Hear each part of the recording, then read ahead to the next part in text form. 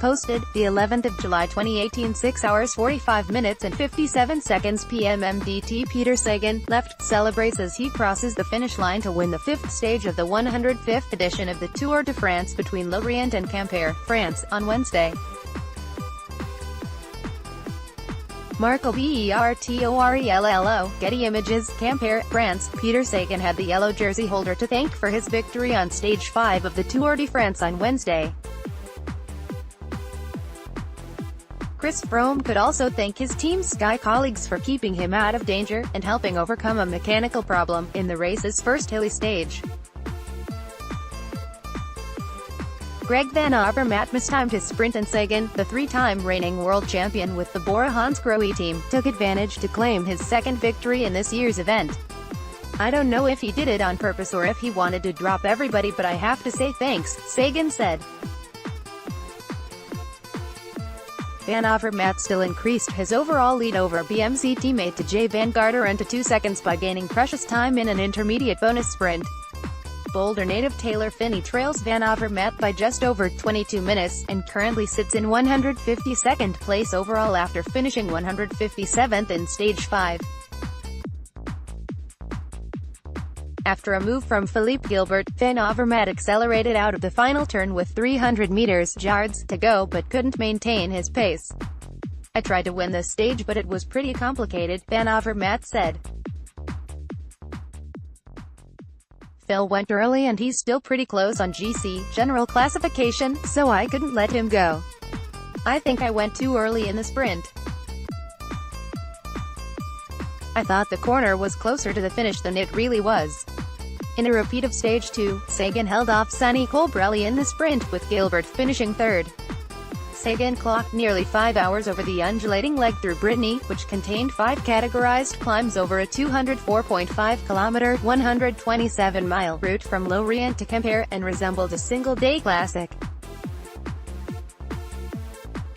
Gilbert, a former world champion, moved up to third overall, 3 seconds off the pace. Froome, the 4-time champion who trails Van Avermaet by 57 seconds in 15th spot, finished in the main pack with the other favorites. There was a nervy moment for the British rider when he had to stop due to a mechanical issue with 70 kilometers remaining. Teammate Michał Kwiatkowski attempted to fix the problem, but Froome was later forced to stop again and change his bike. Kwiatkowski and 2 other teammates then quickly escorted Froome back to the peloton.